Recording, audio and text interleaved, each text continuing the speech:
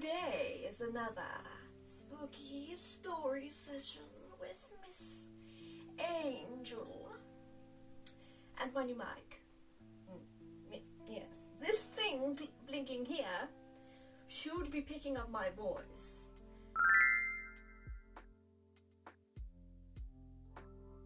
Today we are looking at a series of short stories by the novelist Roald Dahl, famous of course for his books for children, but he also, though lesser known, wrote stories for adults. The Landlady.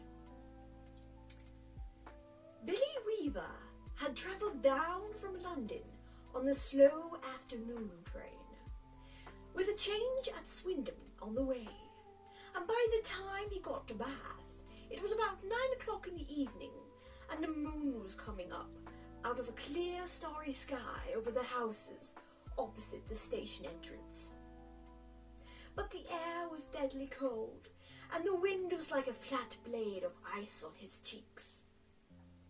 "Excuse me," he said, "but is there a fairly cheap hotel not too far away from here?" "Try the Bell and Dragon," the porter answered, pointing down the road. "They might take you in.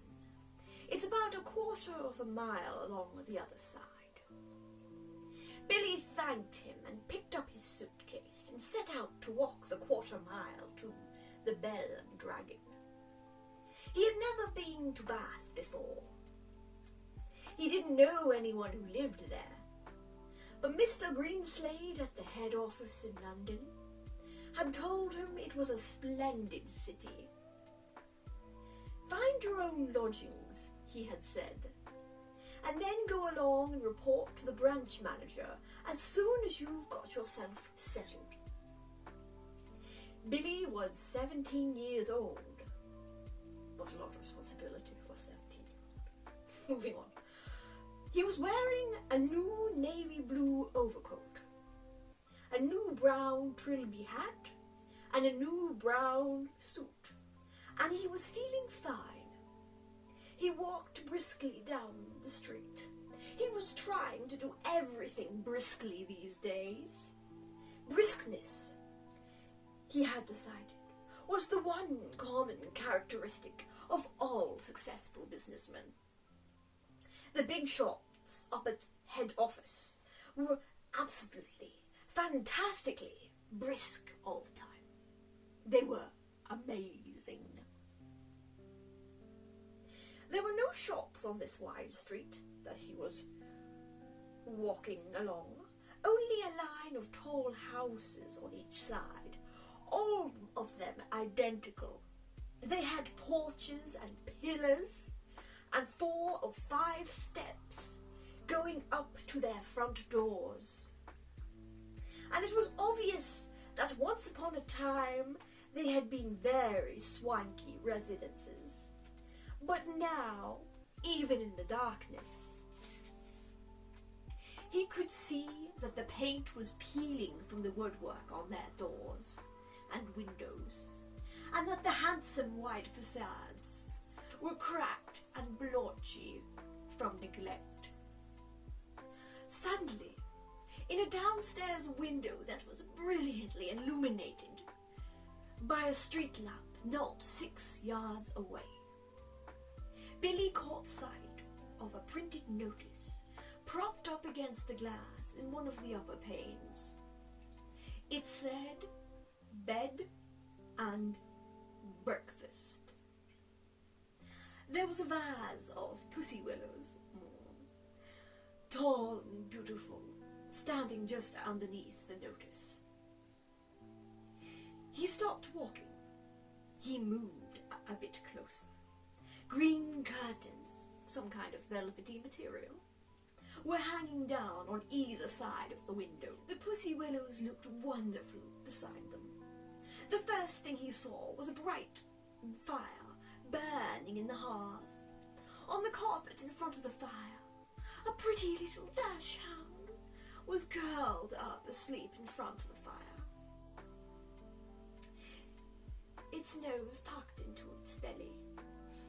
The room itself, so far as he could see in the half-darkness, was filled with pleasant furniture.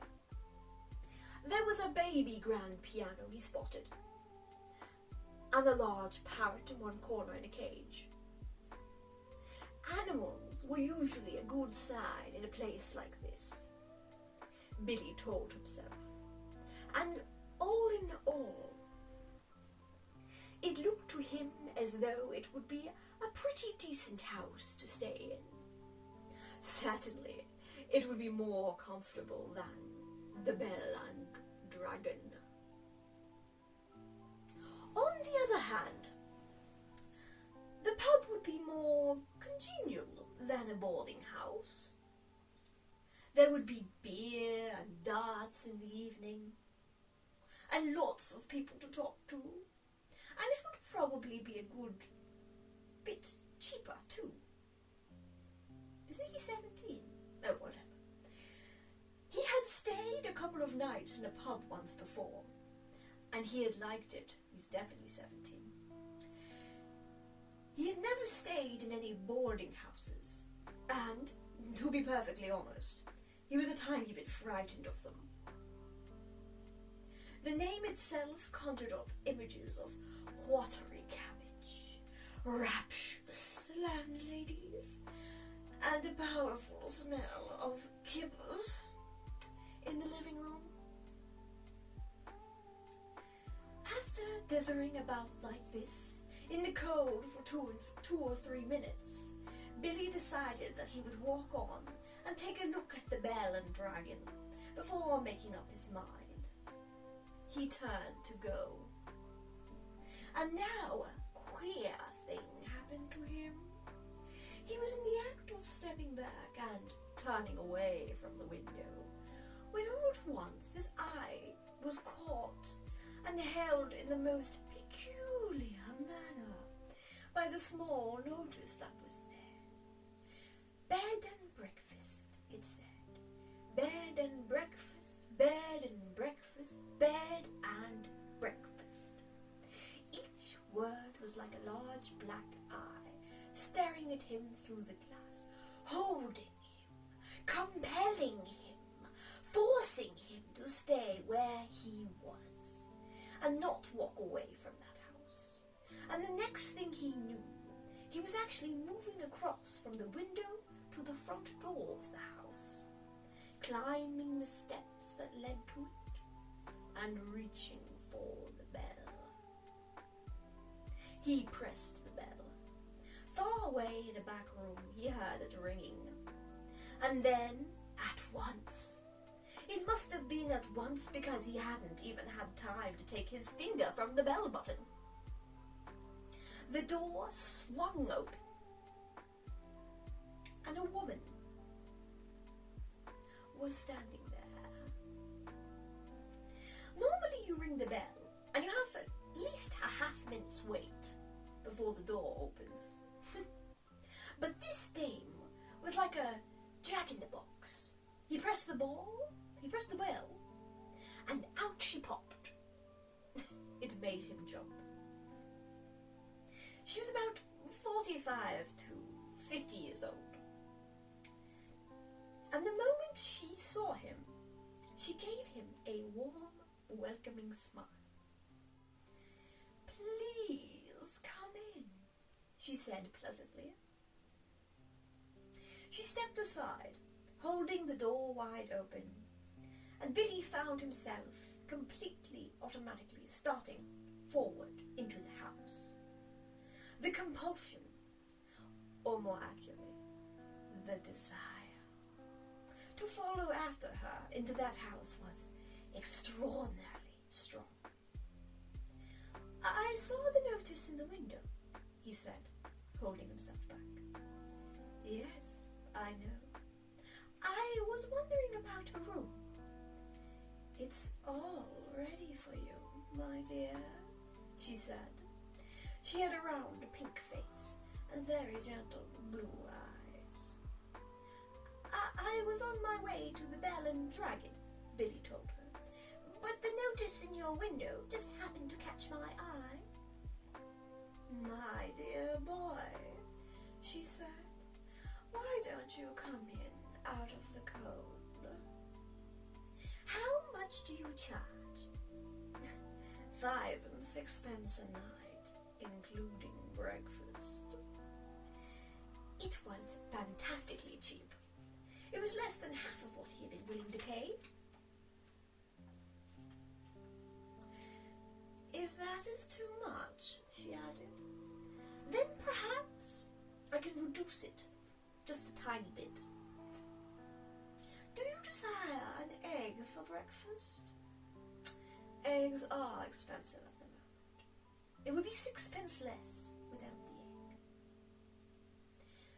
5 and 6 pence is fine, he answered. I should like very much to stay here. I knew you would. Do come in. She seemed terribly nice. She looked exactly like the mother of one's best school friend, welcoming one into the house to stay for the Christmas holidays. Billy took off his hat and stepped into the threshold. Just hang it there, she said, and let me help you with your coat. There were no other hats or coats in the hall. There were no umbrellas, no walking sticks, nothing.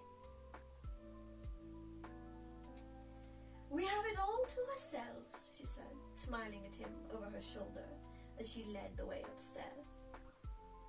You see, it isn't very often I have the pleasure of taking a visitor into my little nest.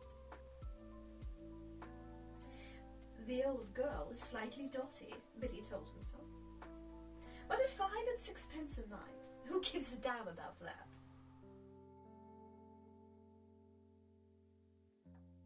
So now I have a little one of these lapel, whatever they're called.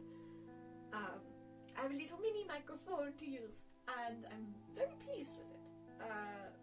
The minion was also very kind. Thank you very much, Silver Tongue. They bought me a laptop too, which is fantastic, may I say. Very good. Everyone, 3 cheers. Good boy. Yes, I am most indeed grateful. It is nice to have a magic box of my own to play with more. If you too would like to become a minion, please subscribe to my Fansly. If you would like to support me in other ways, you may send a donation, perhaps via Wish Tender or PayPal, or like and subscribe. Feel free to comment down below if you would like me to read another short story from this collection, or if you have any comments or things you would like me to do other videos about. It's been a lot of fun, darling. Now, until next time, my darling.